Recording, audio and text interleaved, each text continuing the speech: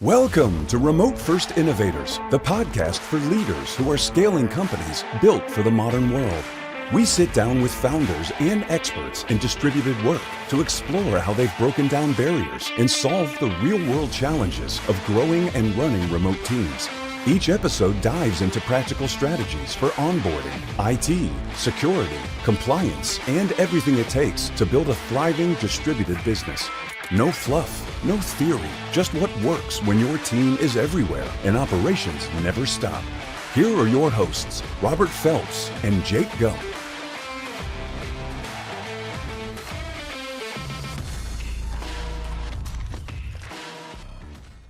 Welcome to another episode of Remote First Innovators.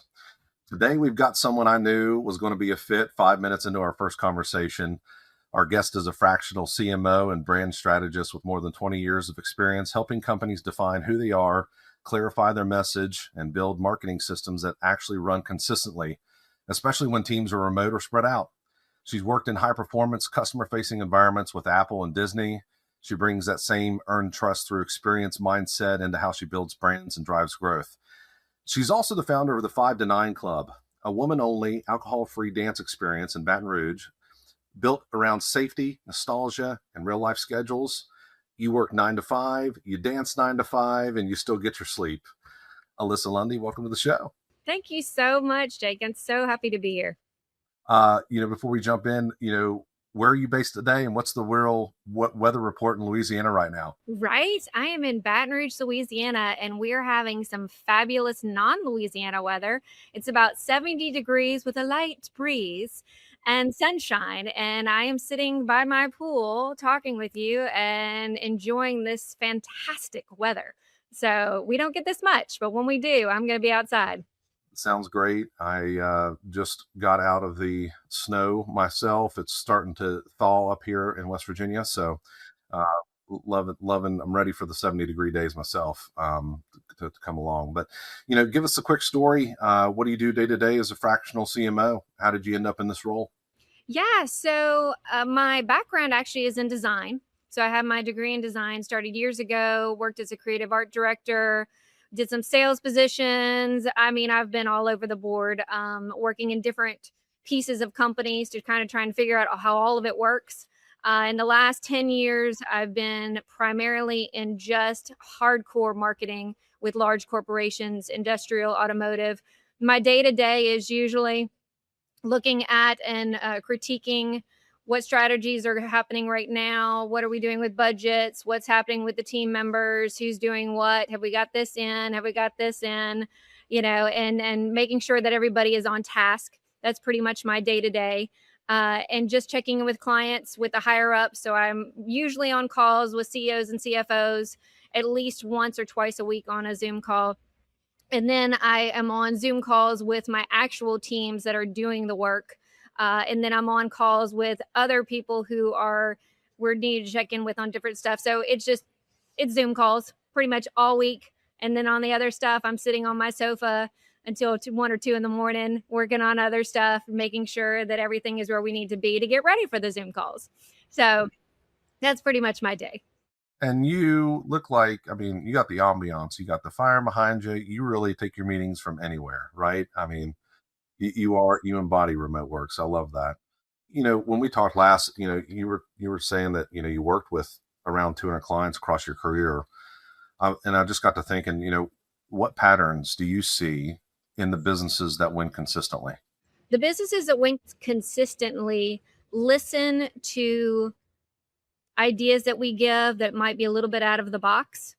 So things that people might go, oh, we can't do that. Or, that's not going to work. The ones that win consistently go, I actually like that. Can we try it? And those are the people who win. So, years ago, I was working with an industrial client. None of the other industrial guys were on social media. Everybody was like, oh, this is never going to take off. We don't need this, blah, blah, blah. And I had a client who was like, Alyssa, whatever you want to do, you do. And you take us to where we need to be. They became the number 1 fastest growing company in Baton Rouge at that time in industrial, and actually across the board in industrial. And everybody was like, what are they doing? They were doing everything you told me wouldn't work. So all of a sudden it was like, well, we need to be doing what they're doing. And then all of a sudden you could see all the other guys doing it. So sometimes it's the things that you go, nah, that'll never work. That's not really our guys. It's connection. It's finding ways to connect with your people internally better and connect with your external soon to be clients and clients better. So it's learning how to communicate and finding other options that when other communication lines are busy, you go to the one that's not as busy and you focus in on that one. And all of a sudden you're not competing with the big dogs in the busy lane. You're in the fast lane, as we like to say on the interstate. You're going to get to where you want to go faster because there's not as many people, but you're still hitting those people that are in your demographic that you want to hit. So that's my job, is to figure out where the non-busy lines are and how to bring it back to where we need to be and get you there without spending a ridiculous amount of money to keep up with the other guys. So that's where the guys, those are the guys that win. All the leaders are going to love here, not spending a ridiculous amount of money. I can tell you that. And who doesn't like being at the forefront, right? That's it. Exactly. Thinking about that industrial client, that they took a chance on you and they allowed you to do what you do, right? And now everybody's trying to be them. So, you were also telling me about, the car industry too. I know that you were big into that as well.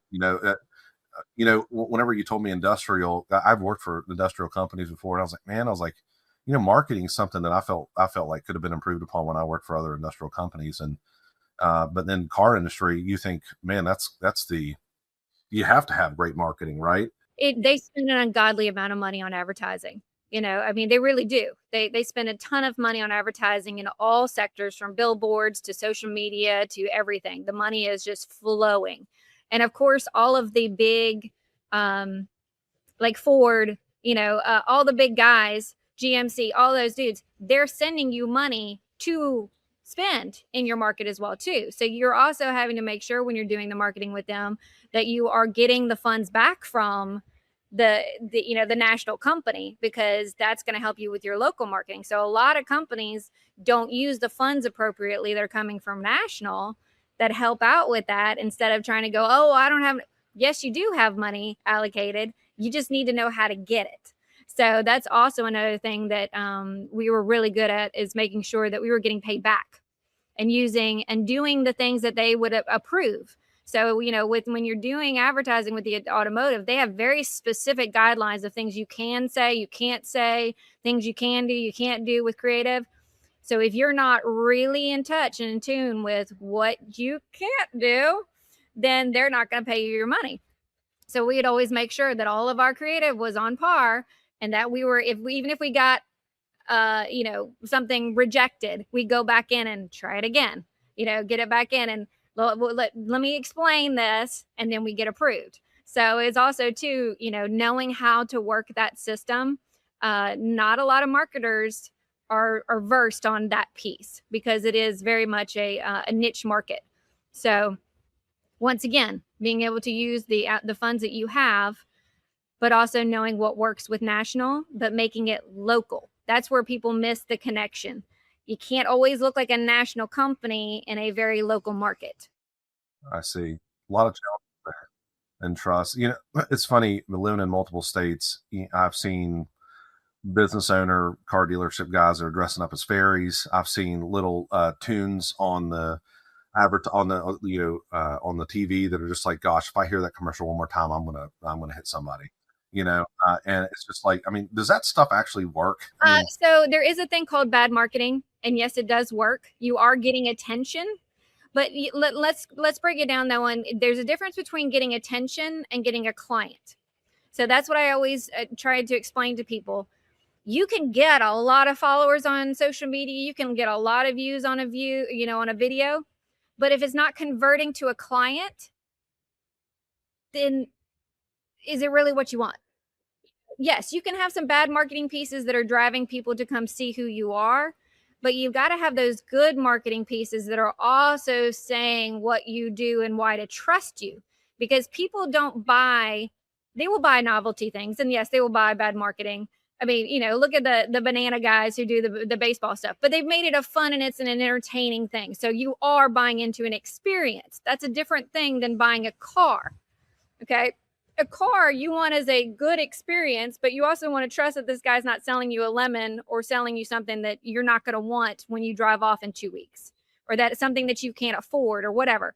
So with cars and automotive, it's a totally different ball game. You want to get that attention, yes, but you want to get the attention in a good manner because you're trying to get these people to trust you that you have their back and not just selling them a car.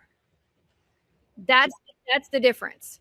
Then you have some of these dealerships that really go for the trust and the family dealership. And I mean, do you find that type of style resonates more with the client or Yes. Now, again, you have to look at what you're selling though. So like if I'm selling a high-end luxury vehicle, that my clientele is very much a man, most likely, okay, or a high-end executive woman who wants to show her badass self, okay. You have to know who your demographic is. Now, when I was doing stuff with a Ford dealership, Ford is a family vehicle. Even if you got the guys who are doing the trucks and things as well too, most of these guys are construction guys or in the industrial stuff. They're all usually, if you look at like we break down who your clientele is, they're married. They're coaching the baseball teams. They're coaching the football teams. Like they are part of a family unit. So the wife might be driving that Ford. She might have a car seat in the back, of that truck, or going to church on Sunday. So these are all things that you got to think about when you are approaching your marketing. Who is your demographic? Who are you trying to talk to? The guy who's wanting the minivan, most likely he's not the decision maker on that. It's the wife who's the decision maker. So what is it? The amount of cup holders that you got in the car? How many, outlets do you have for the kids? Do you have entertainment for those children so that she isn't driven bonkers on her, on her trip? These are all key elements that you got to say to mom. These have won the safety things. These are da. So there's all these pieces that you got to remember in your marketing for her.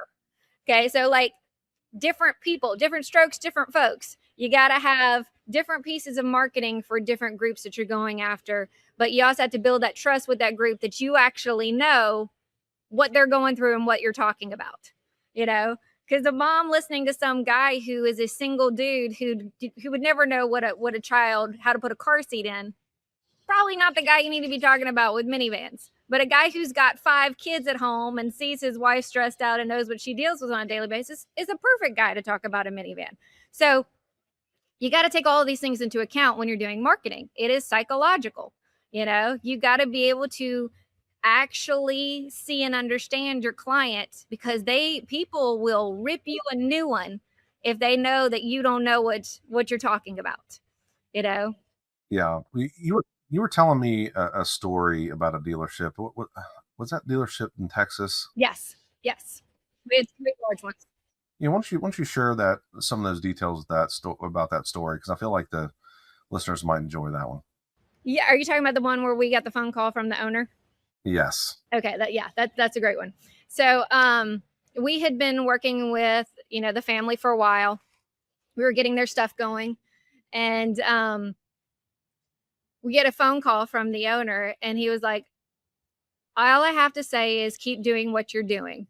And we were like, what are you talking about? He goes, I'm getting phone calls from other dealership owners that are right in my space, that technically I'm not in their market, but they are losing people to me that are driving farther from their dealerships, being right there in their local community, because of what we're putting out as to how we understand we are part of the community. All of the stuff that you told me we needed to do in our marketing is working.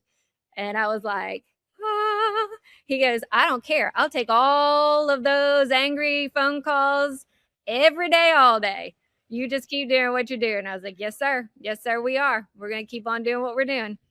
So that's exactly what you want to hear from any clientele, is that, oh my gosh, not only in our market, but we are hitting other cities. Other people in other cities are seeing their stuff, because social media, we can hit wherever we want to hit on that kind of stuff. And also too, you got billboards, you got TV, all of that. there's really not a market per se. I mean, they'll, the national companies will tell you you've got a certain market to stay in. But when you're talking about it, I mean, I bought a car in Texas and I live in Louisiana. So you never know where your clientele is. As long as you got the best cars out there, people don't care. You're like, I drive wherever I need to drive to. As long as I feel like I trust you and I understand your story. And we had started putting the family on the commercials. We started talking about how this was a family-owned business. We had the kids on the commercials. We had boats because they lived in a, like a lake area. We started hitting on all the key points of these people and how they live daily. And all of a sudden they were like, oh, they get it.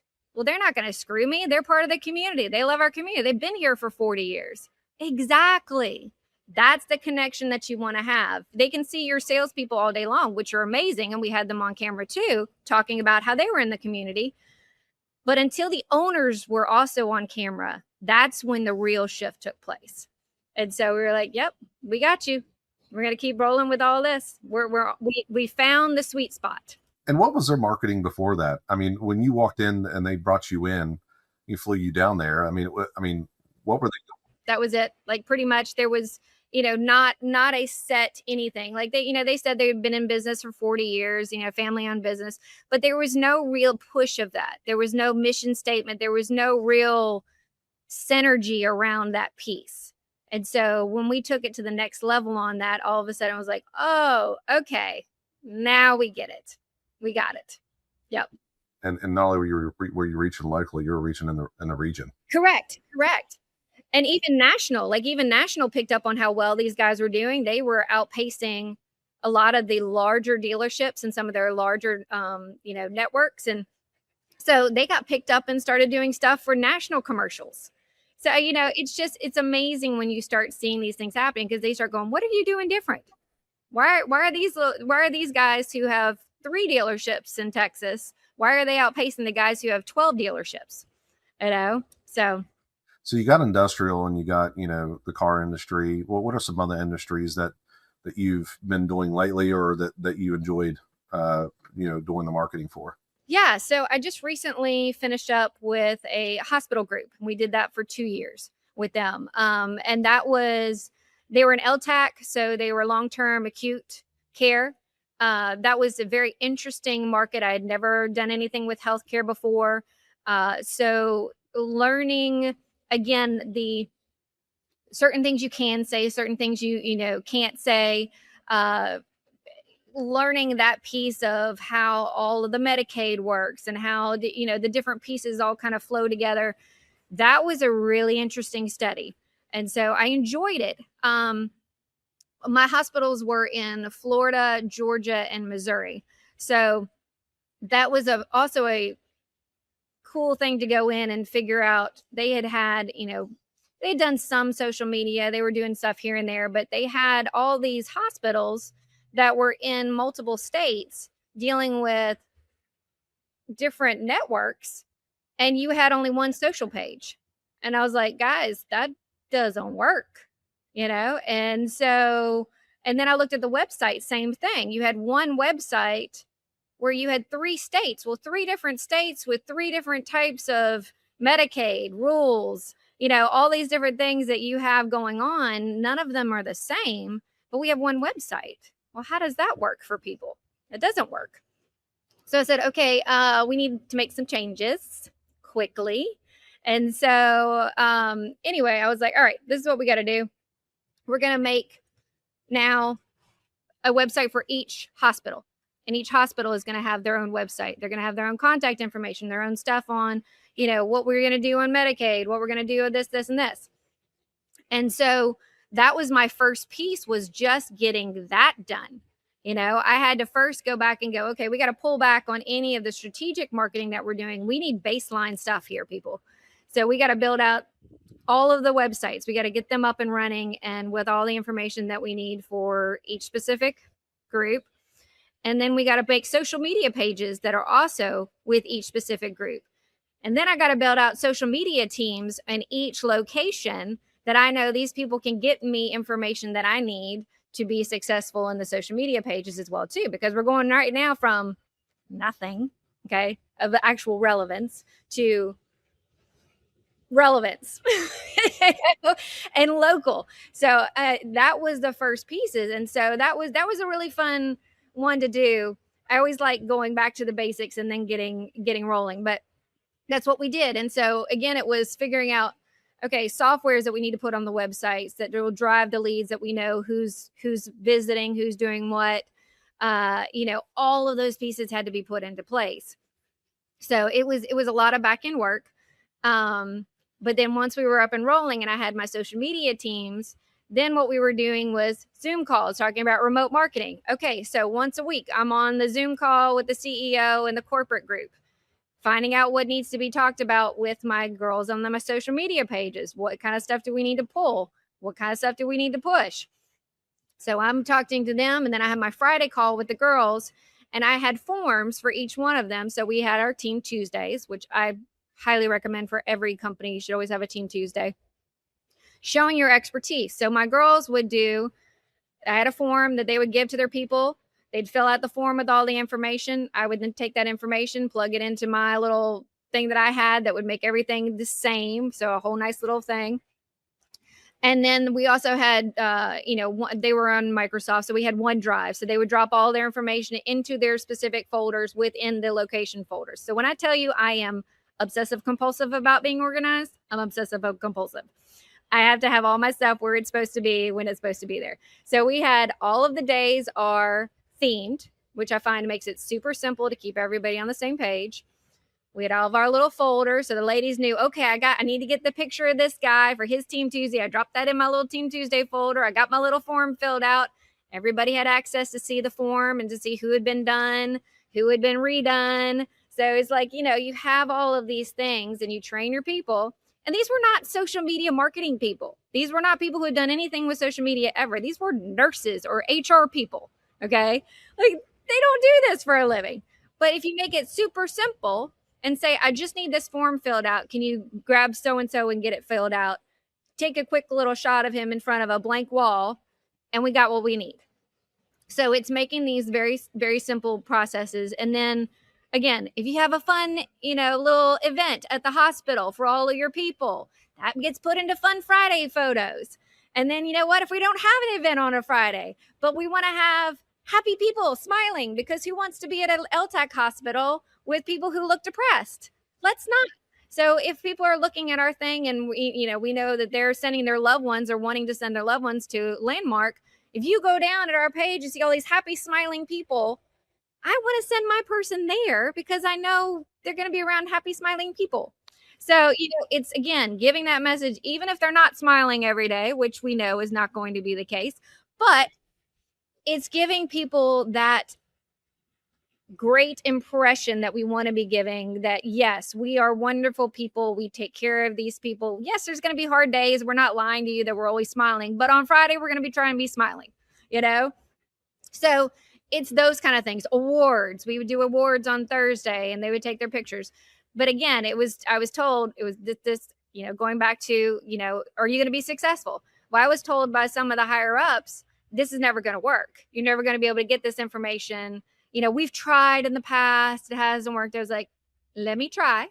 If I fail, which I'm not going to, if I fail, then it's no big deal. But we need to try this. And lo and behold, it worked. And, we had, a year and a half's worth of fabulous social media because these women were like, oh, I got you. So, but that's the kind of stuff that we would do. So remote marketing, you can work with teams in other locations, but you have to have your processes set up appropriately. You got to have those folders. It's easily you got to be following up with these women on email, on a weekly. I'd say, this is what I got from you guys. We got this amount of Fun Fridays. We got this amount of Team Tuesdays. I need. We got. And also not make it always about work. So I would be very much asking the women about, how was your week? Were you sick? How were the kids? How, whatever. You got to connect with people just like you do in a normal situation, because if they feel like I'm some high-end person on the other end who really doesn't care about them or their lives, why are they going to care to get me the information? So you got to connect with your people who are on the other side. You got to let them know you're on their side and on their team. If I have somebody who's been out all sick all week, I'm not going to be like, where is my stuff? Yeah. I'm going to be like, I'm so sorry. You know what? I'm going to redo. I'm going to use this from past. Not a problem. Next week when you're feeling good, would you mind? Would you mind? Would you mind? We got to be human too. Okay. So, that's also my thing as well, is like, understand people, where they're coming from. They'll be on your team if you're on your team. And especially when you're remote and you can't be hugging these people and doing that kind of stuff, you got to make them really feel truthfully like you actually do like them and that you understand what they're going through on a daily. So that was my hospitals, and we had a great time and got them all set up and dandy, and now they're doing good and got all their stuff done. But 2-year contract again, went in, cleaned up all the stuff that needed to be done, got them back on the path and getting them rolling. So that's what I do. Yeah, I think something that resonated with me that you were talking about was being hyper organized, right? And you really can probably, whether that's delivering for a client, but also this is internally for your remote staff. I remember specifically in our conversation, you were saying, hey, if you got remote teams and they are not hyper organized, they're going to fail. And, what do you feel like that structure looks like actually in practice? Well, you got to be, okay, so different folks, different strokes. But when you're talking about most clients, so you got to look at, what does your year look like? Okay. First off, you got to look at holidays. You got to look at if we're talking about somebody who's in sales, when are your sales going to be during the year? Okay. So you got to have a whole calendar set up as to when everything is happening within the industry and your business itself. So you got to look at all of that, because you're going to have national holidays. You're going to have local holidays. You're going to have stuff in your business that is, for just you. So you got to look at all those things, put together a full out calendar for the year. And then you got to go in and go granular. Okay, so what do I need for this piece? Do I need commercials? Do I need social media? Do I need billboards? What are all of these things that I'm going to need for that piece for these months? Okay, got that down. Now let's go even more granular. What is the information and how do I need to get it? Okay, so I got to figure out that. Do I have the graphics that I need to use? Do I have all of this kind of stuff? And who do I need to go to get that? Do I need to schedule out a commercial thing for that month? Do I need to schedule a photographer? Do I need to schedule dun, dun, dun? So you got to have all your stuff in a row. And then you got to go, where is all this stuff going to be held? Okay, like where is all my things going to be once I get it all done? Well, folders, of course, as you know, and IT and all that kind of stuff. You got to have the softwares that are making sure that all these things are in place. And then you got to look at, okay, so from a social media perspective, what kind of ads am I going to be running? Where am I going to be sending this to? All of these things have to be organized. If they're not, you're losing money and time.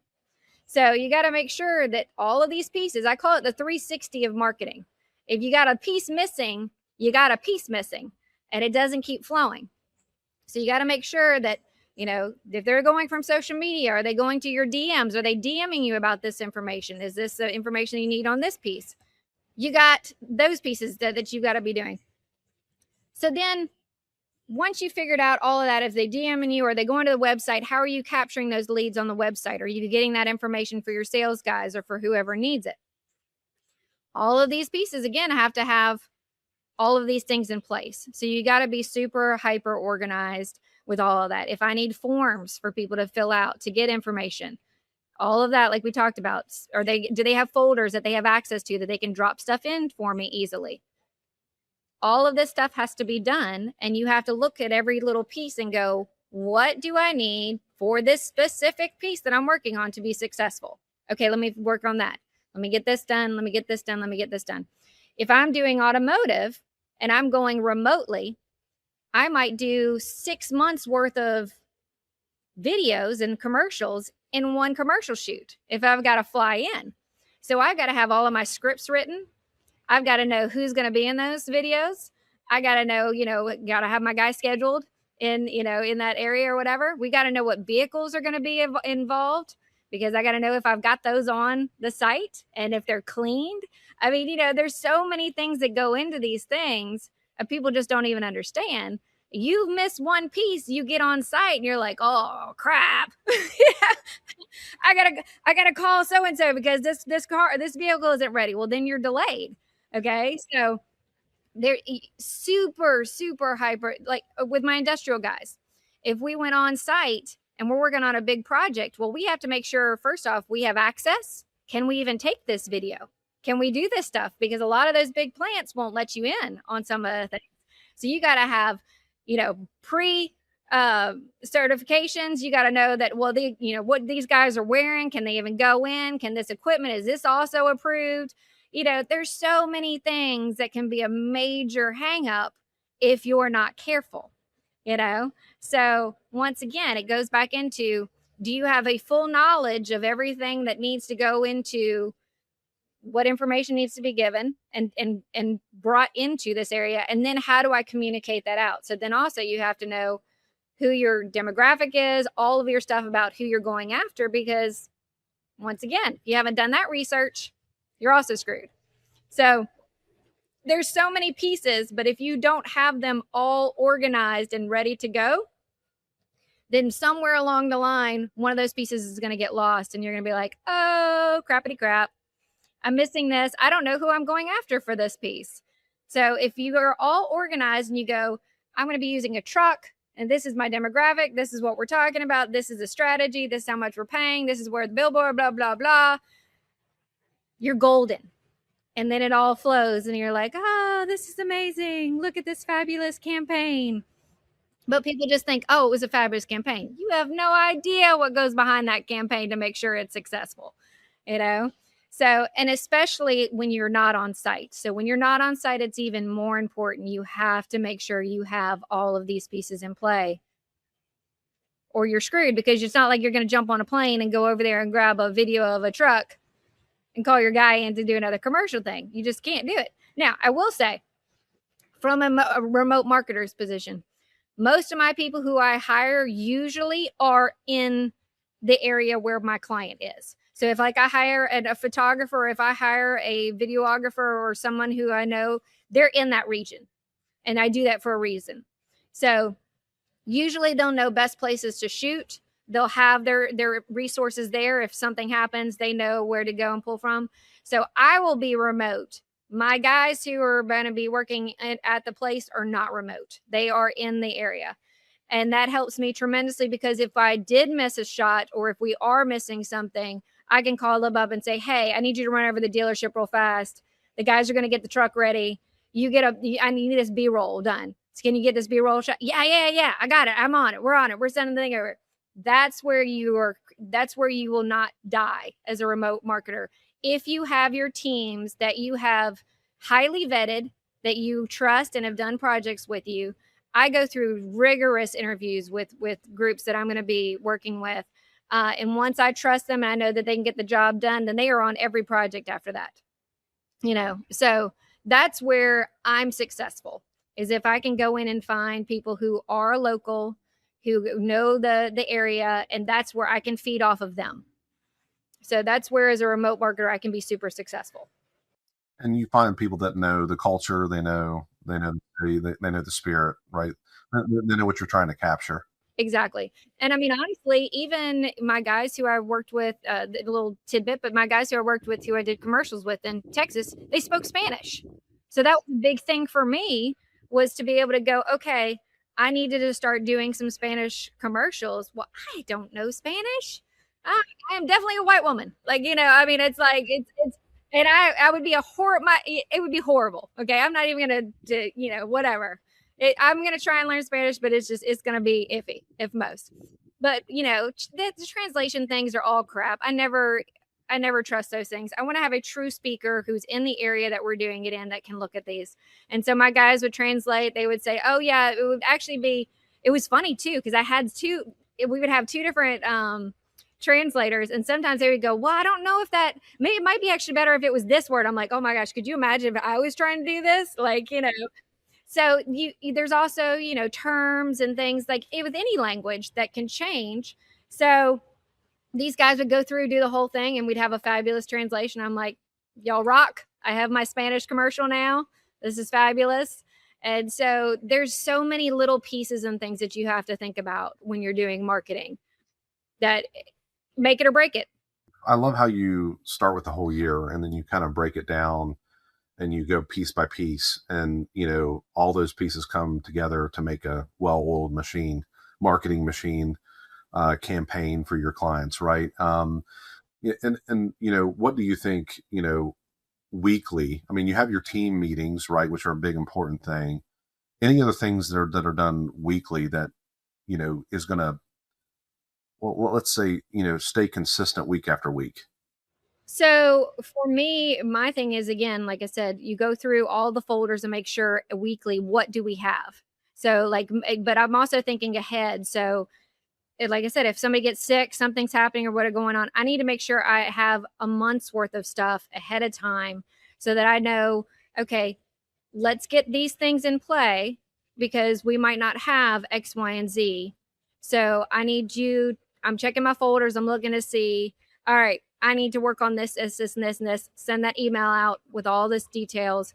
So it's really more of just making sure that you are ultra organized, knowing what information is there so that you can then promote and give them a breakdown of what they need to get in the meantime before the Zoom calls and also after the Zoom calls. So it's constant follow up on information, but then also watching too. I'm watching internally what's being given, but I got to watch externally what's being given out as well. So on my social media stuff and any of the other stuff that we're doing, you're looking at, okay, so what are my website views looking like? What is this looking like? What piece of information that we sent out was getting the most bang for our buck? What are we getting the most views on? Who's commenting the most? What are the issues that we're seeing? Let's say that in the hospital group, what are the issues that we're seeing right now that are out there? Are there a lot of flu cases going on? Are there a lot of pneumonia? What's sending most of our stuff? Who are in our hospital right now? What are we seeing the most of currently? That's probably something that I need to be pushing out there of. If you're seeing a lot of cases of X, Y, and Z, we're here for your family members. Okay. So we would have a rotating, on Wednesdays, we had a rotating thing of all the services that we did on the regular, like describing it. So like if you had a stroke or if you had diabetes or if you had whatever, there was always one that we had on a rotation. But I would also keep in mind, okay, we have a workers' comp thing coming up. Well, what are some of the things that are problems with workers' comp? Like what are things that could happen that would give you a workers' comp patient? Again, all those things I got to keep looking at. So I'm constantly looking at data externally, getting emails from, companies that are sending me stuff. You got to keep up on all of that. There's so much stuff behind the scenes that's going to be information that's going to draw you to, okay, I need to look at this, and this. I had this scheduled for the year, but I need to tweak this, and this. We need to move this around a little bit. So there's a constant ebb and flow when you're in this business because people are changing constantly. So you always are looking at what is happening out here. What do I need to grab from here? And then I need to pull this over here and we need to tweak and do this. And then let's get this out again. Okay, great. That worked. Okay, perfect. Let's look at this and let's grab this and let's put this back down in here and okay, that works. Let's go again. So it's constant puzzle pieces. You're just a constant problem solver.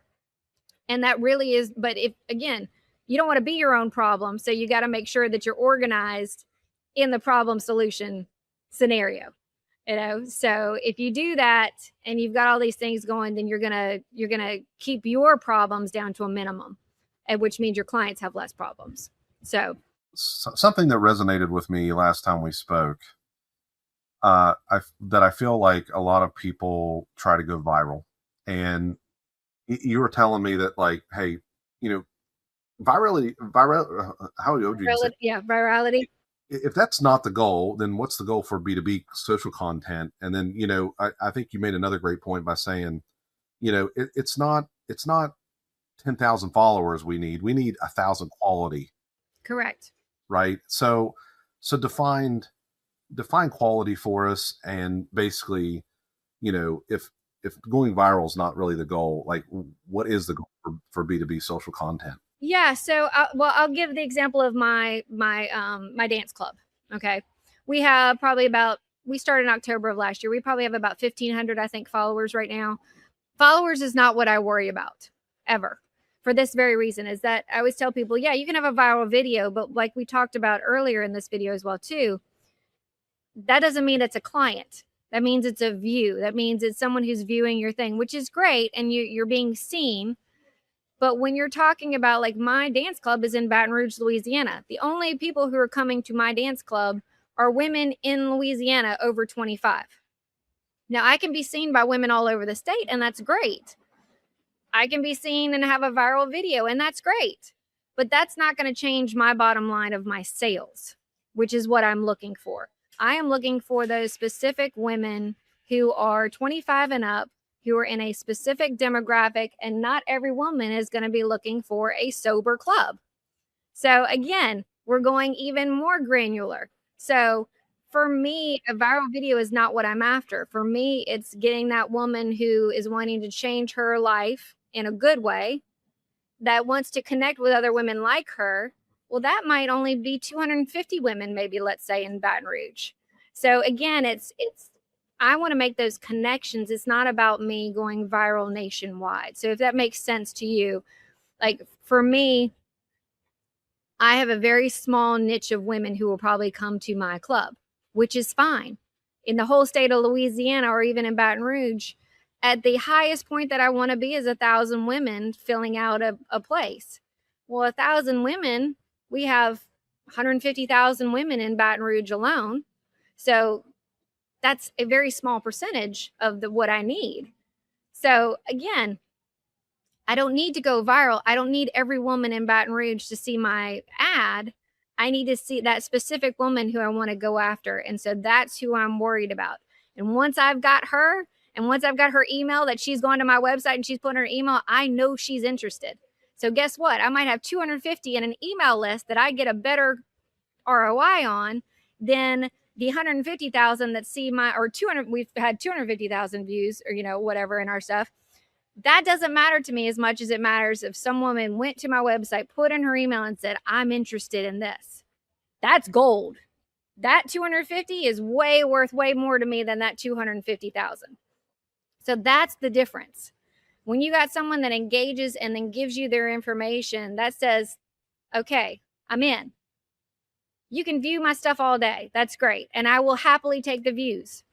But these women who get, so now again, a lot of these are creators and things. Facebook's paying them for their amount of views and stuff. That's a whole different ball game. When you're talking about a B2B, you want somebody to buy your product.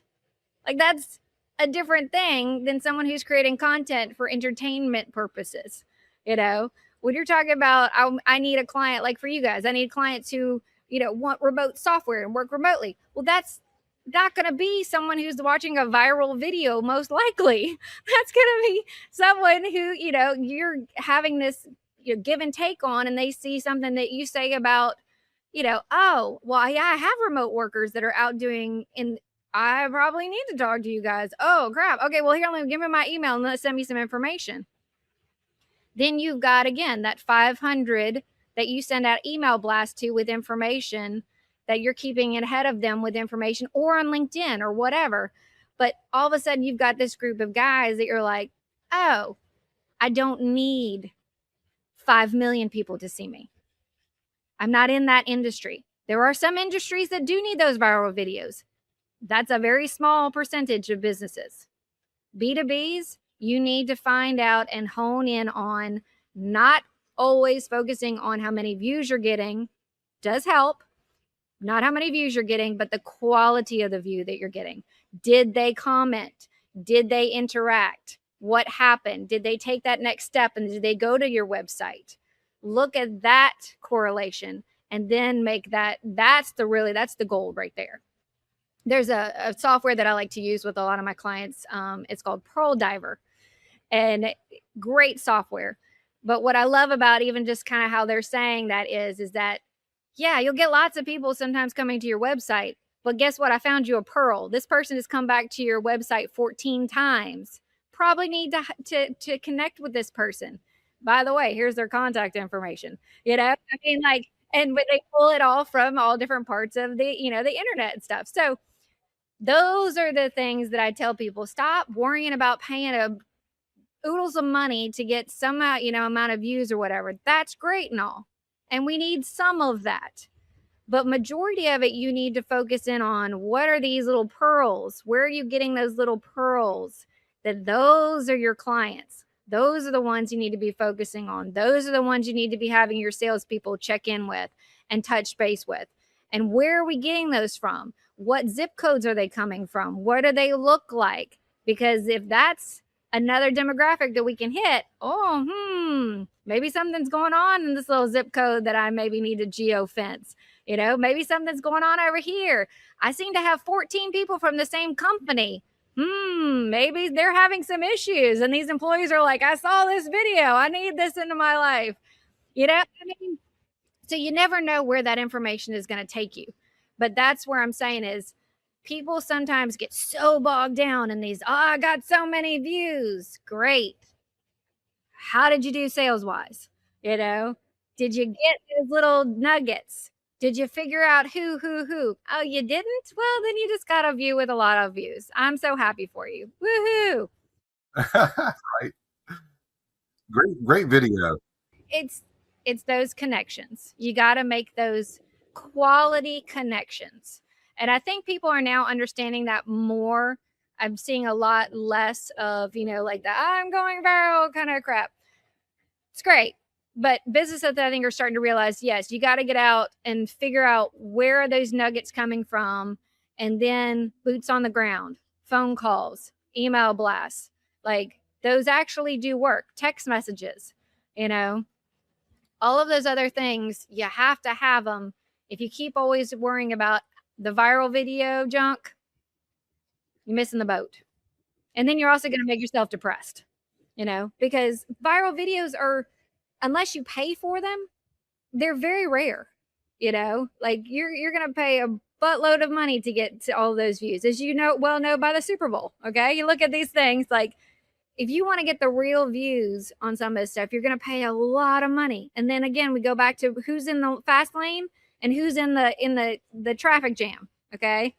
There's a very small amount of companies that can afford to pay for the Super Bowl types of things and those types of connections and those types of views. Very small amount, very small percentage. And they will always stay in that percentage because they can pay for those kind of views. That there is a correlation there. But when you're talking about most companies in the US, they don't have those types of budgets. So again, use some of that little traffic lane that's got some of the stuff. Get some of your stuff out there, yes, but then come back into the fast lane and figure out how do we get to these guys faster and more quality connections. Because, yeah, where all of the public is great. There's a whole bunch of them out there, but you only need most likely 1,000 good quality ones a month. Well, this is marketing 101. Thanks for coming to the class. I think everybody needs to be here and listening to this. There's a lot of owners out there that value different things. They might have read an article here, and then that becomes we just need to get all these views, and then it's going to convert into sales. And there's a lot of realities to marketing that I've even learned over the years as well, being in sales and marketing. And I think, at the end of the day, you want the sale, right? And you want to find the lowest cost to that sale. How much is it? I was watching one of the big billionaires the other day, and he said, it doesn't matter. The only thing that drives the difference between a company failing and a company succeeding is sales. That's it. If you don't have the sales, it doesn't matter. You can be known by everybody on the planet. You can have the best brand whatsoever. If they're not converting and buying your product, you don't have anything. It's not a business, It's a brand, which there is such a thing as a brand. But if you're an actual business needing to make money to pay your employees, you got to have sales. I love that. And I listen to the same shows, I'm sure, and talking about, if you, I told my wife, when, I'm in sales, we'll never go hungry, because I can sell anything. You just got to find the pain points and connect someone with the product, right? So we go back to Apple days. Yep. A couple quick things before we dive into to your passion project. You were talking about, your hiring process. with how stringent you were. And I always like to touch on that with some of the business owners I speak with, because I feel like there might be some nuggets they can take away. Why is your process so stringent? And what are some of the things, like key indicators, that you find that maybe turn into high performers for you? Obviously, it's going to be industry specific towards your business, but what are some things that you're looking for? And, why are you not so nervous to hire that remote person? So especially when we're dealing with creative, I go in and I look at what their portfolio looks like. So are they diverse? Have they done a lot of different types of clients? That usually gives me my biggest into, how they shoot. If you've only done restaurants and you're only shooting food, I'm not quite sure if you can go out and shoot a full on landscape scenario where I have trucks and vehicles. Okay. So I'll look at their portfolio, make sure there's a nice broad range of clientele. I will look at the quality of the work. So anybody can grab an iPhone and shoot something, as we know, and try and call that content. And that's fine for certain things. But when you're talking about commercials and when you're talking about high-end clientele, that's not going to cut it. There's a certain type of look and feel that you need, and you need a storyteller. And so when I look at my guys that I want to work with, I look at, is it a storyboard? Do they have kind of this cinematic feel to them? Or is it very one-sided? Does it just look like this was cut and dry, bada bang, bada boom, very, very simple editing. There's not much to it. I personally want someone who's cinematic and a storyteller, because as we know, movies connect with people. A commercial can be a commercial and it can be fine, but unless it connects with someone in a more cinematic version, you're not going to get that connection like you really want it. So those are things that I look for when I am dealing with my guys. I'm definitely looking at the kind of equipment that they have. Do they have a wide range of equipment? Do they have a teleprompter for my people to be able to read off of? How many things, what kind of, are they trying to use the bare bones of basics of equipment, or are they high end? And so with a lot of my clients, especially that I work with, I'm doing the high end stuff. So, I even have guys who do drones, and they have these amazing drones that they fly into pipes and they clean out pipes, or they take pictures of cuckoo ways of doing buildings, like stuff that nobody else could possibly get even close to doing it with a regular drone. But I'm getting the shot that's going to get the attention. So if they're getting my attention when I'm looking at their portfolio, then they're in my top tier. And then I go from there and I have the in-call conversation with them. And, then you get to realize, does my personality work with them? Do they understand me as to what I'm looking for in my vision? Do we have a good rapport? Can they understand me when I'm trying to explain something? Like Jake, when you and I first talked, we're like, oh my gosh, oh yes, I get you, I understand. Like it was an instant connection. You get those with a lot of people when you're talking with them, or you don't. Like it's not something that can be faked. So for me, I need someone who I can talk with and who I connect with, especially if I'm working remotely. So that's my biggest thing. When I got on the phone call with someone and I was like, oh, this is my person. This is it. I don't need to talk to anybody else. This is it. So when you know, but yeah, the technical piece starts first, and then I narrow it down, and then I find my person, and I always tell people the same thing when you're hiring someone for marketing as well, or anything. Like, I might not be a fit for you. We might not connect. And I totally get that. It's not a problem. You got to find your people that you connect with. So it's the same thing in life and in marketing. Like if I can't connect with you, then we can't connect them to us, Yeah. And speaking of connection, we both worked at Apple. And so there's some amazing people that we both met at Apple. And, I feel like my LinkedIn network has kind of connected me a lot of former Apple employees. What did Apple teach you about selling without selling? How much time you got? No, I'm just kidding. Right. Right.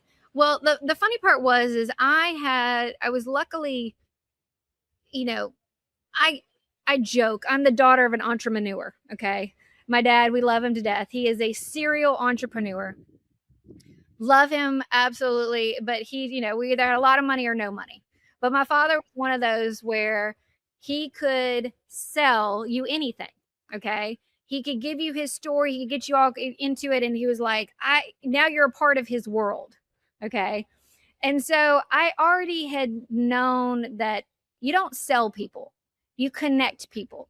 You connect people to what they need. You connect people when you figure out what it is that they're missing in their lives. Then it's not a sale, it's just a connection. So I was doing show homes when I was in Memphis as well too, which I don't know if you know about that, but it's you go in and stage vacant homes with caretakers, and they come in with their own furniture. They live in the house, they take care of the house while it's on the market, but then you don't get like the vacant home offers, things like that, and the house smells amazing, it looks amazing, it's staged, it's beautiful. So I ended up being the GM for the show homes that was in Memphis. Rocked it out, of course. We doubled the numbers within less than a year. And Jeff was like, I've been doing this for years. I'm in Little Rock and you've like doubled. I don't understand. I'm moving to Memphis. I was like, all right, great. Come on.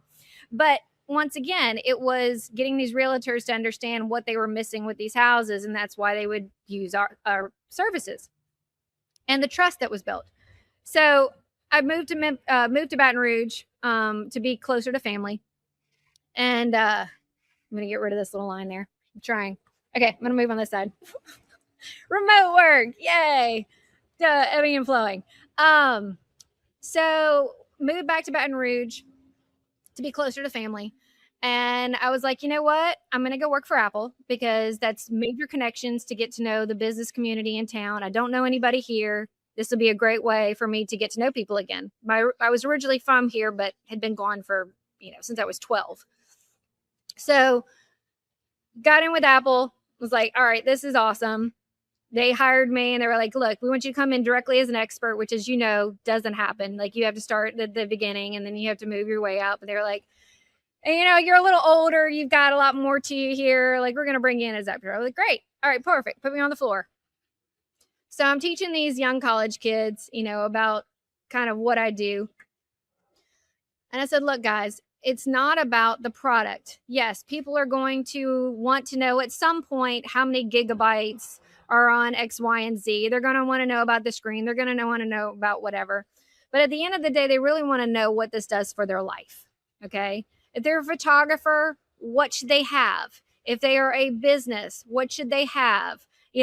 What do they need? It's not, do I want this? It's what do I need? So it's teaching that through Apple or whatever.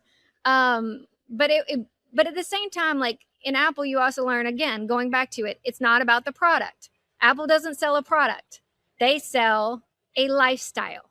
They sell a connection. They sell a community. You are part of this Apple community. You are part of the cloud. You have your own thing. This computer talks to your phone, and this phone talks to your iPad, and everybody in the family can share.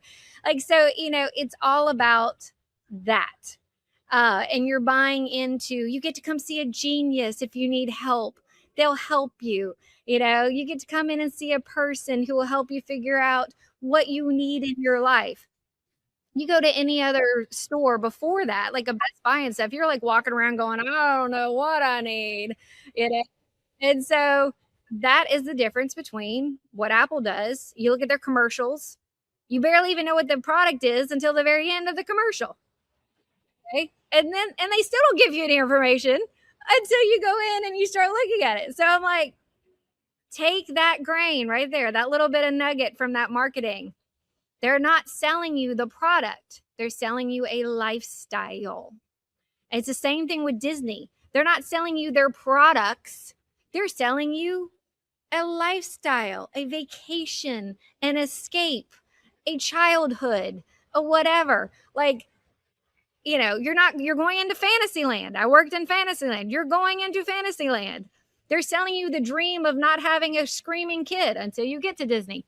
But, it's like, none of their commercials are going to show you a screaming kid waiting in lines. They're going to show you the amazing fireworks above Disney. They're going to show you the amazing kid walking around and going up to Cinderella and hugging her and having the moment of her life.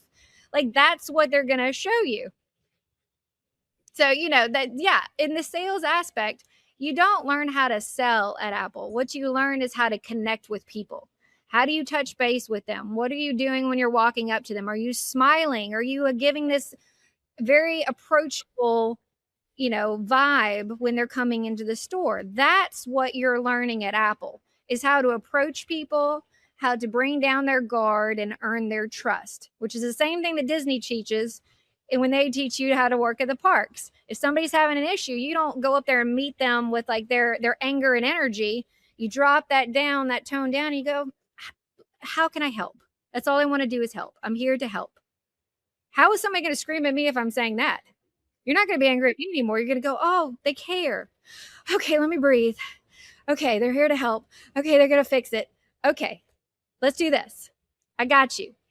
And that's the same type of thing that Apple always teaching is, if your computer's broken, we're going to fix it. We're going to figure out a solution. If you don't know your password, we're going to fix it. We're going to give you a solution. If you don't know how to use your computer, we're going to teach you how to use your computer. So it's, again, going back to the basics of connections, learning your people, learning who you are as a client, and going from there. So yes, it's not selling. You are never selling. You are connecting people. You are connecting them to a need. You are actually talking to them about their life and learning about these people before you ever say anything about a product, which is the same thing that I do in my marketing. I learn about the people who should be my client. I learn about the people who are having these problems. Where do they live? What do they eat? Where do they go? What do they do? What do they like to do in hobbies? Are they married? Are they single? Do they like to vacation? All of these things, I need to know what they do on a daily basis so I can go, I understand you. I feel your need. I know what you're having a problem in X, Y, and Z. Your business, X, Y, and Z. X, Y, and Z. Okay. Am I right in saying that you have that problem? Yes. Would you like me to solve that problem for you? Yes. Okay, here it is. Just sign here. Love that. Oh, okay, great. Yeah. Here you go. Awesome sauce. We're done. I didn't sell you. It's connected you to what you needed. And when you solve a person's problem, guess what they do? When they have another problem, who do they come to? Yours truly. Clients, you come to me 10 years later and they're like, I can't, I'm like, stop. It's okay. We'll get it figured out. It's all good. Not a problem. And I'll have people call me and go, do you know someone who can do X, Y, and Z? I'm like, yes, I got you. I make no money off of that. Ding, ding, ding, ding. Perfect. Sent. And guess what? If I need something, I call them. Ding, ding, ding, ding, ding. Hey, you remember when I told, yeah, I helped you with that problem? Yeah, I need somebody. Got you. It's all about your network. What's funny is what I was thinking about was selling Mobile Me. And for people who don't know what Mobile Me was, it was the iCloud before iCloud. And it was really hard for people to grasp the cloud and how that worked, and how I connected people was we had it's kind of an unfortunate story, but we had a young lady come into an Apple store that just had a little one, and she lost all of her photos. Smashed her iPhone, and Remember, yep, I had those too. I would just tell the people, be like, hey, these photos and these memories, these videos you have are what you cherish all the time. And how would you feel if you lost all of them? And that really, okay, so this is going to help me preserve that. And it's, and then that's kind of what, why I was the highest Mobile Me salesman, because I found a way to connect them with the product. If you just try to do it as an add-on, they buy an iPhone and oh yeah, you need this Mobile Me. Yeah. People buy auto insurance because they want to buy auto insurance. They buy auto insurance because what if they get in a wreck? Insurance companies don't tell you, oh, you'll probably be fine for the next 20 years with no wrecks. But hey, what happens when? And then all you have in your brain is, oh my God, I'm going to get in a wreck. Oh my God, I'm going to get in a wreck. But yeah, you got that, you are the needs of, you're playing off the disaster need. What if this happens?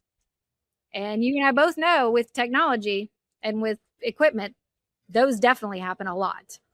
So I still have my me.com, by the way, my email. Me too. I'm never getting rid of it. I'm never going to iCloud.com. I always be a me.com girl. We're OGs. Oh my gosh, we are. And I'm okay with it. So let's talk about your passion project, the 5 to 9 club. Where'd that idea come from? God, 100%. Cannot take any credit for that. I was actually, it was weird. So I live at Perkins Row here in Baton Rouge. Love it. It's a great lifestyle. I can walk down to all these restaurants and shops and all this kind of things. I was walking past what used to be an old Z Gallery. They had just left. Huge section of the shopping thing. And I was like, how cool would that be if they made this into a dance club? Like, it would be so cool. I could literally walk from home, just go on down, dance for a little bit, and then go back home. It would be amazing. So that kind of just, got my brain moving. And then I was watching social media one day, and there was an article on the news about a club that is called the Early Birds Club. And it was in LA, Chicago, and New York. And it was a women's only dance club. They were meeting in bars. Like, it was just, there was nothing branded or themed about it. It was just like, they literally show up and that's it. It's like, that's a cool concept. I like that. But like, 6 to 10, that's late. Like, I would stay till the end. And that means I'm not getting home till 11. That means I'm not getting in bed till midnight. I'm like, that's too late for me. But cool concept. So I was like, all right. So I had also lost my best girlfriend about 2 years ago to alcoholism. And she was in a bad marriage and drank herself to death to cope with it. So she made a comment to me on our multiple conversations that we had that she never felt like she had a group of women that she could hang out with or even just do fun stuff with that didn't involve alcohol. And I was like, that's interesting. Okay. So that was checked also in the back of my mind. So now these 3 things are swirling around in my brain. And God was like, connect the dots. I'm giving you all the dots. Just connect them. And I was like, okay, wait. So women only dance club, refreshingly sober, and early. Okay. Well, like, I don't like the 6 to 10, but 5 to 9 would be great. And then I went, hold on. As you know me as a marketer, I'm like, wait a minute. That's like marketing gold. Like, you work 9 to 5, you dance 5 to 9. Like, that right there glues it in people's brain to easily remember the club. I was like, but there's no way that domain's available. Like, no possible way. 5to9club.com. Domain available. Are you kidding me? So I was like, all right, I'm supposed to do this. This is, and I looked over at my son who's graduating high school soon. And now he's, of course, graduated, but at that time. And I was like, James, I think I need to start a dance club called the 5 to 9 Club, like a women's only dance club. He's like, what are you talking about, Mom? And so we started going through all these conversations. And he was like, this is actually kind of brilliant. I'm loving all of this. And then, of course, my branding brain was, okay, but this has to be like, this can't just be some showing up in the club thing. Like, this has to be full on. And so my branding went to, okay, if I want to go out with my girls, where do I want to go? I want to go to Miami. I want to go have a great fun time at the beach with all this fun colors and like 1980s theme. Like, let's just go like full on 1980s. And I was like, that's it. That's what I want. Okay. So, and then, I started, of course, I did all the branding for the thing. And so I did all my branding board. I came up with all the colors. I went through about 1 million of them before I got to the right ones. Went with more of a pastel theme, but we still wanted to go with kind of a little bit of a, stuff. And so, oh my God, I can't even tell you the amount of hours that I spent just getting this exactly right. But once we had it. And I was like, all right, this is it. We're rolling. Let's go. Great part is once we started doing the marketing research on it, started realizing there's nothing like it. Like, there is no women's dance club that's refreshingly sober, at least in Louisiana, that we can find. Definitely no, not down in the South, so sure enough. So I was like, even if our competition comes at me, I'm still got a Miami's 1980s vibe theme, and we're just going to start adding a bunch of stuff to this. It's just become amazing. So we started working on it. My son graduated from high school. He went full on working on the back end with me. I've been training him for 2 years on all the marketing stuff. He's been working with me. So he's built out all the website. We're doing all this lead generation stuff. We've got the social media going. We've got emails that are being built. We've got an app being built. I mean, it's total cuckoo-ness. And we're still, as you know, in the trenches. Like it's not, yeah, we're constantly tweaking and adding and refreshing. So we're building out the membership right now, but we're like, we got to launch. All right, October, we're going to launch. Great. So we launched in October, did a ton of free press, which was amazing because, of course, we're the one and only down here. And so the media was like, you're doing what? Like women's only and sober?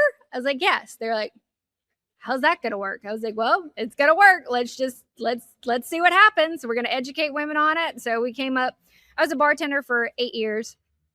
And so I came up with a signature mocktail menu. I literally, when I tell you, I ordered so many stinking things from Amazon and, tried different stuff. And I was like, okay, but I still want it to be recognizable by women. So we're going to take a Cosmo and we're going to tweak it. We're going to use the Little Saints with the lion's mane stuff in it.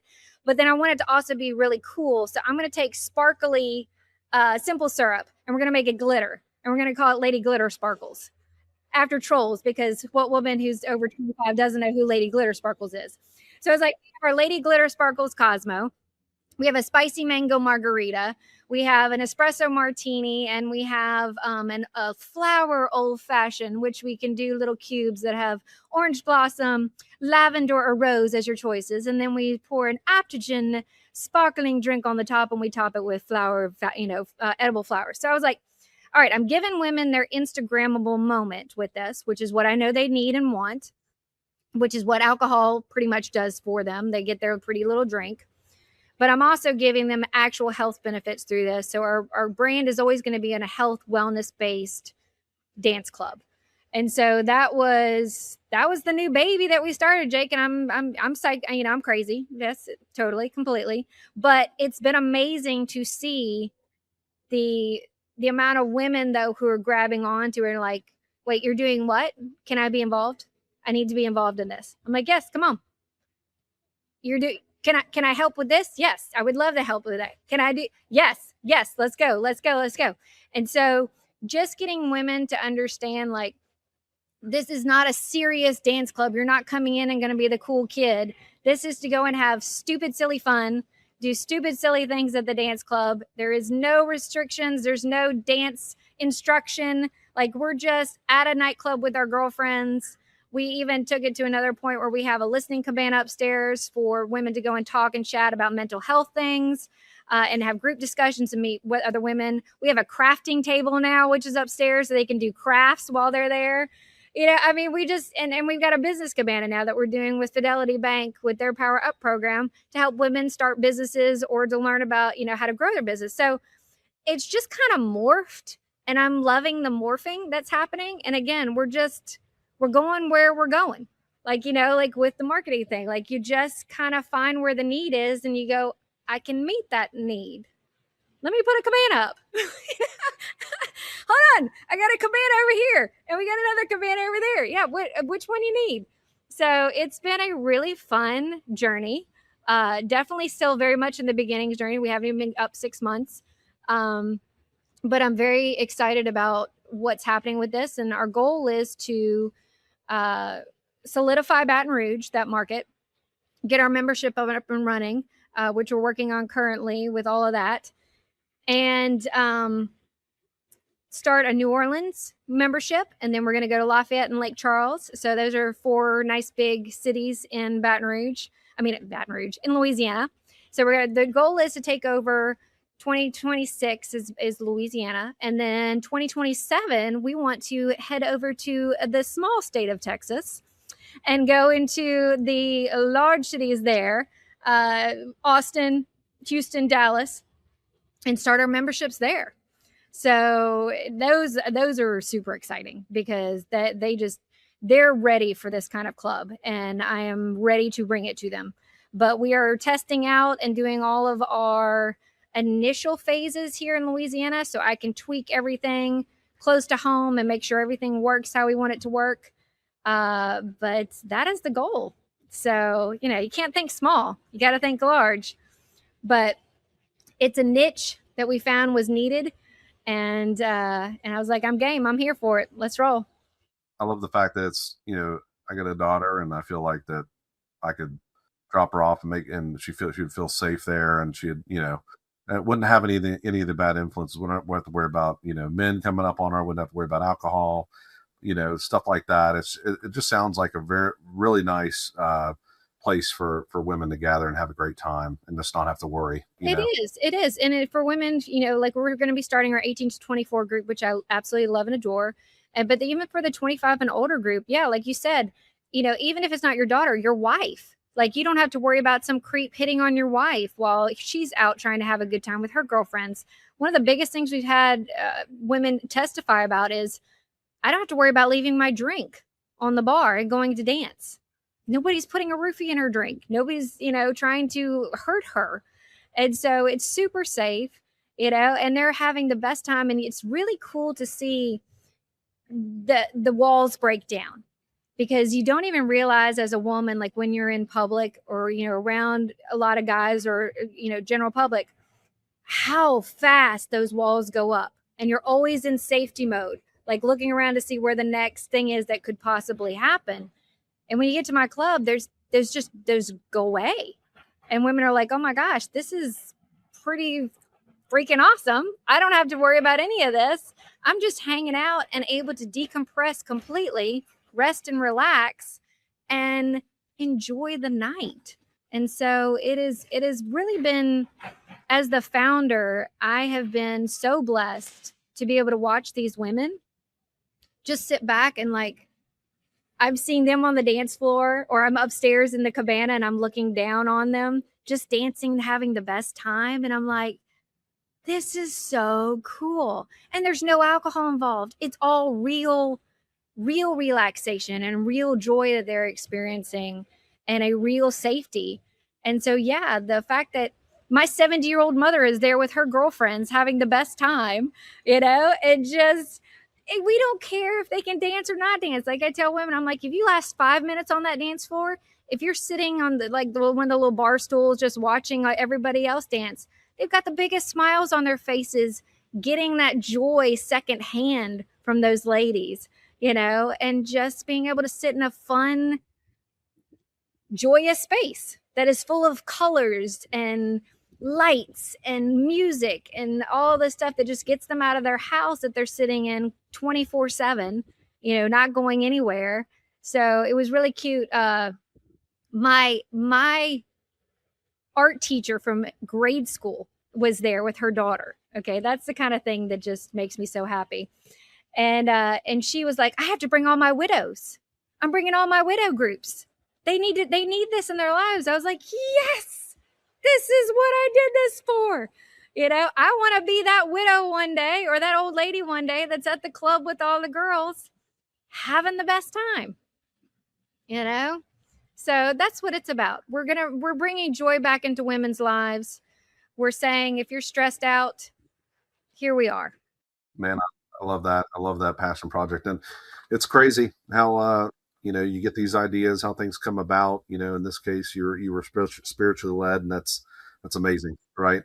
And kind of to close out our time together today, I always like to ask a couple questions personally. And one, it's always funny because I always like to ask, did you think that you were going to be doing what you're doing right now when you were younger? So, the common thing I usually say to people is, my parents thought I would be either a preacher or a car salesman.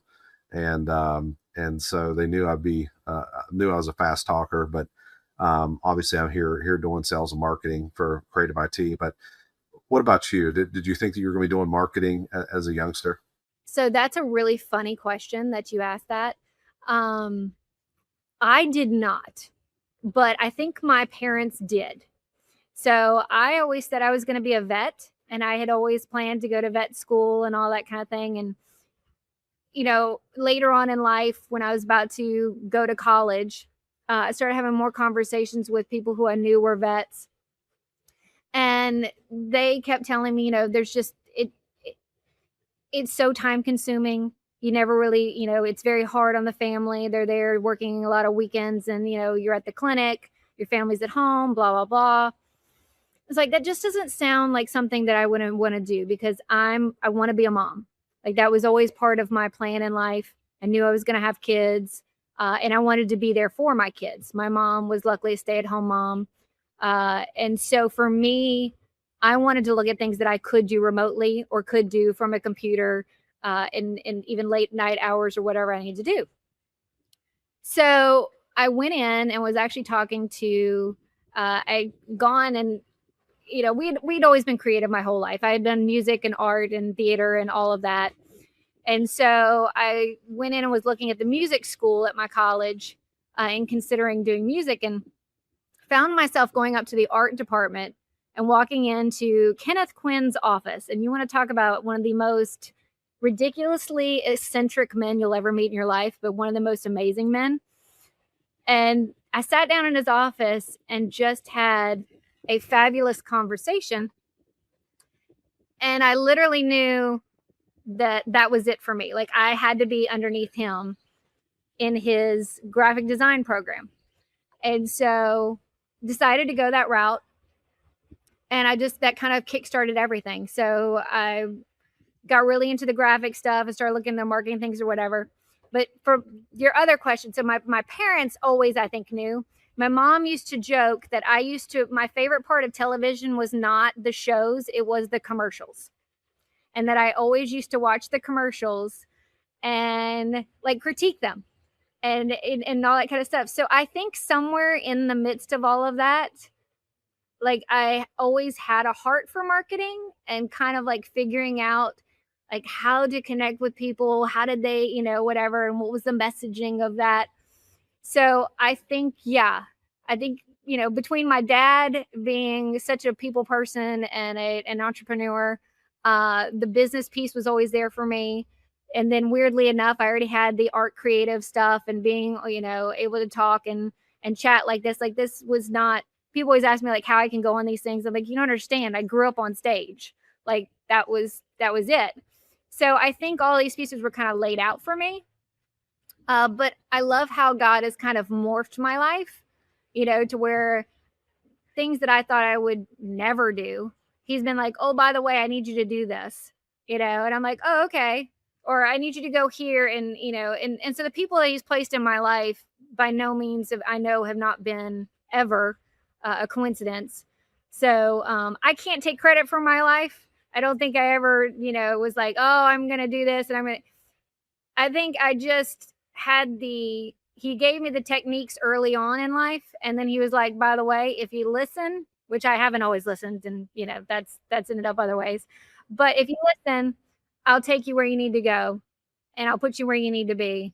It might be tough, and there's always struggles, and there's, things like that. But the tougher it is, though, I promise you, the greater the reward it'll be. And so, and I've always found that the case. Like, sometimes the biggest projects I've taken on have been the most fun by the end, but they have been a pain in my rear to start off with, but then at the end of the time, I'm like, oh my gosh, I learned so much through that. And now I've got X, Y, and Z that I can do now that I never knew I would have those kind of skill sets. So yeah, I think that I've always been set up rightly. And I think that has always been my biggest A card, I guess is what you will say. So yeah, and I'm always open to learning. I think that's the biggest thing that I need to explain to people is if you shut yourself off to learning, if you think you know everything, you're dead in the water before you even start. So I don't think I could ever say that, oh, I've learned so much over my 20 years. I know everything. I don't know a fraction of whatever is out there, but with each client, I learned something new. And with each software that I take on, I learned something new. And with each thing that I go on, I learned something new. So you gotta be moldable in every situation, because every situation is different. And I think that has been my biggest strength, is that I go with the flow. I take it all in. I meet wonderful people. I say yes to things that I probably shouldn't say yes to, but then I realized I needed to say yes to. So yeah, that's it. Love that. Appreciate your time today. It's been a blast. You've got so much going on. You blessed us with some marketing wisdom, and I love how it's different industries, and and your passion projects really got taken flight. I hope to see one all over the United States. That'd be great. Safe places, right? And where people can have fun, and then also connect in different age groups. And I'm even excited about the business side of it too. Even B2B, it can be great B2B experience, right? Uh, so definitely like to have you back on. We'll catch up with you, maybe in a year's time, and get you back on here. And for everyone listening, we'll put Alyssa's links in the show notes. Whether you want to connect about fractional CMO work, marketing systems, check out what she's building with the 5 to 9 Club. Alyssa, if you just want to let everybody know, straight off where they can find you, that'd be great. So best place to find me is Alyssa Miller Lundy on LinkedIn. That's the best place to connect with me business-wise. Alyssa Miller Lundy on Facebook as well. And 5 to 9 Dance Club on Facebook and Instagram. Any of those places, you can email me, you can DM me, whatever. I am constantly online, so you'll get a hold of me in any of those places. But yeah, always looking for ways to connect with people and find out what's going on in their industries. If you enjoyed this episode, make sure you follow or subscribe to Remote First Innovators wherever you listen, and share with another operator or leader who's building a remote or hybrid team. And we'll see you on the next episode. Thank you, sir. Remote First Innovators podcast requires more than a conversation. It takes action, research, and collective wisdom. If today's episode resonated with you, we'd love to hear your insights. Join the conversation and help us shape the future together. We'll be back with more stories, strategies, and real-world solutions that are making a difference for everyone. In the meantime, be sure to subscribe, rate, write a review, and share it with someone you think would benefit from it too. Thanks for listening, and we'll see you on the next episode.